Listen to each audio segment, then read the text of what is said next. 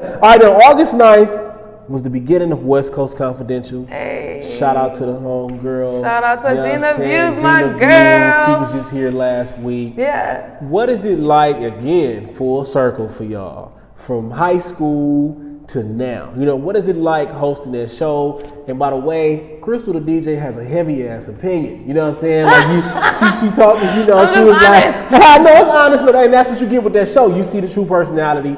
You know, I know you spoke about that. You said you feel like Nas was using Blast to stay relevant. Oh my goodness, you really like with that, huh? But anyway, how much do you enjoy doing that show? You know, because you talk a lot more. You know what I'm saying? How much do you enjoy doing that show? And how proud of you to see the success that the show is having?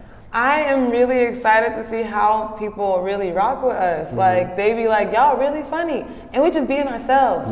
We really it's really like a very chill set, and they just let us talk. Like we really come up with the talking points and everything like that. That Nas statement, I genuinely felt that. Like so, if you ask me to this day, I will justify it. She ain't backing down. It's okay, shit. It's your truth. You know, like if he come in the room one day, I'm gonna for sure be like, what's up? You go. I want to be invited to brunch, but you know, my she bad. gonna switch up. You know what I'm saying? It's okay. I don't think Nas probably would be mad. I respect the fact that he's a legend for sure. Yeah, for sure. But no, I'm really proud just to see that like two Washington Prep girls doing their thing, and like we really came together. Like Sallis is the one that put the show together. Right. He didn't even know we knew each other. Yeah. He discovered that y'all went to school. He understood the camaraderie. All of it. Like it's crazy. Yeah. And then she's a Leo. I'm a Sag. Two fire signs. So I don't know. It just like it kind of works. Like you know, I'm very opinionated. I know someone was like, oh, my manager. She was like, you know, Gina should do stand up. You're more of an actor, she's a stand-up, but it works. Yeah. So I'm just like, I don't know, it just works. I just like how it goes so far, it's pretty dope. It was some songs, like I didn't know that Draco had a song with Sweetie. Like, you know what I'm saying? Y'all played that. I know that 5'7" Ruger by Soulja Boy, I found that on there. So, you know, y'all make sure y'all tap into West Coast Confidential TV, because y'all definitely gonna find some songs that you wasn't thinking about or never heard of. I guarantee you that, and you will be entertained the entire time. Again, shout out to the big homie DJ Head and Sallis for coming together to put this together, because what makes this show even more special is not only that you're two female co-hosts, but you are two black female co-hosts. Yeah, honestly, you don't see that very much anymore. At all. Especially with someone being my skin color. Right. And Gina, she's definitely caramel. Like we both are on the darker side of black women, and you generally see very, very lighter skinned women being portrayed in different spaces or higher platforms. And I appreciate the fact that we're both women, we're both true black women. Like it's real representation, you know? Like it'll be one thing for having a black woman. Like I don't want to put no names out there, because all these black women are doing their thing. Yeah, for sure.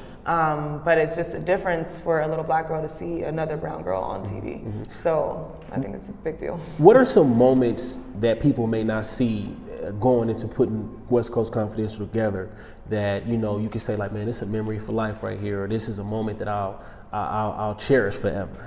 Literally the other night we on FaceTime. Yeah, for sure. We were on. She said the same thing. No. That happened after. That happened after. Yeah. So I'll speak on it. Yeah. So we just shot our last episode for this season before we go into next year, and for some reason that phone call started at 5:58, 6 o'clock, which is usual for us. Didn't end until 4 a.m. What were y'all talking about that whole time? Goodness gracious. A lot. Damn. But it wasn't all pertaining to the episode necessarily. Just life and things. Yeah, but I really cherished that one phone call, because Gina just felt like we were going through all the stuff, the recaps that we were going to show for the episode. She's like, I don't know, I think we're missing something. Let's call Sallis, let's call Head. So she added them to the chat, or to the phone call. Head is literally on like 92, what the fuck is it on? 92.3. 92.3. He's literally on 92.3 live DJing, and then he answers the phone. I'm like, oh shit, okay, all right, bet. So we end up on the phone, just talking. They're giving us game, like we're just, going back and forth. So that was the moment. Even Gina kept saying it on the phone, like, I love this moment. Yeah, that was good. I love this. Somebody went to work when that conversation started and was off by the time y'all was dead.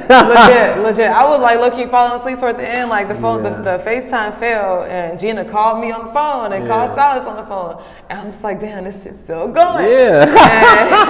But it was just a lot more that we were talking about in regards to the industry, more free games, stuff like that. Even we were talking about like relationships and stuff like that. Just big homie shit.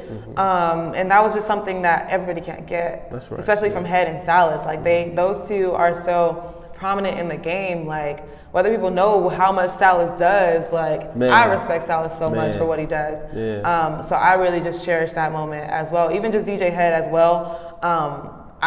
He's another charisma to me in regards to somebody that's been watching. Right. And now it's dope as fuck for me to even just hit him up on the phone type shit. So I cherish these moments always, for sure. That's right, man. Those are legendary people. Shoot, all of y'all are legendary.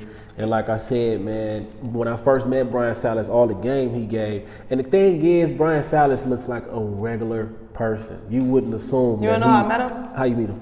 All right, so I was at a BPM Supreme event. Yeah. And it was either Chuck talking, Chuck Dizzle, shout out to him, or DJ Head talking. I don't remember which one it was. I think they were both there though. And they really briefly mentioned Sallis and what he does. I don't even remember if Sallis introduced himself to the whole room, but for whatever reason, I said, I'm gonna go introduce myself to Sallis. Crazy. And I did that. Yeah. And that's how we got here. Like I just was like, I don't know what you do, but hey, I'm Crystal the DJ. Yeah, that's funny. That's funny because it was kind of like the same thing. It was here in this actual room. I'm going after somebody else. I'm trying to interview this dude. He wasn't really messing with it. Cool. I go sit back down. Cypress Marino was talking to Sallis. Cypress introduces us. And when we started talking, I'm like, man, I met this dude for a reason. I don't know what it is, but I met him for a reason. Divine timing. Yeah, for real. It was, because I swear to you. It's crazy because it's kind of like that situation where they say when one door closes, the other one opens. That was literally it. You know what I'm saying? Like, so don't be discouraged if it's a person that you're going after or an opportunity that you're going after and it don't work out. Don't even be discouraged. I understand, but at the same time, you got to look at the bigger picture sometimes and understand that might not be it for you. You feel me? Okay. Swallow your pride. You feel me? Not so cool to go introduce yourself. I honestly don't see myself as, because some people will look at it as like, oh, you're a groupie for wanting to go speak to somebody and introduce yourself. I think you should definitely like tuck your tail, go walk over there and say what's up. Like if you, and that, you never know what that moment is going to turn into. And that moment with Sallis at BPM Supreme headquarters turned into West Coast Confidential for me. And a whole bunch more opportunities. Like he's hooked me up with Netflix, like a whole bunch more opportunities. So it's just like, you never know what that opportunity is going to lead you to. So. And it was funny because Sallis was like, I'm talking about, Sallis looks like a regular person, bro. Regular. Like, his Instagram don't even have his like picture on the profile, on like the icon. Nothing, so, like, none of that. And one thing he said, man, I'm probably the most important, he said, I'm the most important person in this room. He said, I could change anybody's life in this room. And I was like, he'd be like, I'm Sallis. Yeah, and I was like, well, damn. You don't have to look like you got tens of millions of dollars. Nope. You know what I'm saying? To be the most important person in the room. But the importance of introducing yourself to people because you never know. You know, respecting people because you never know. You might like we said earlier, you might disrespect the wrong person. You might disrespect the wrong person, and now you just messed up for life. You just messed up burnt the whole bridge. For real. So man, do y'all best to be respectful.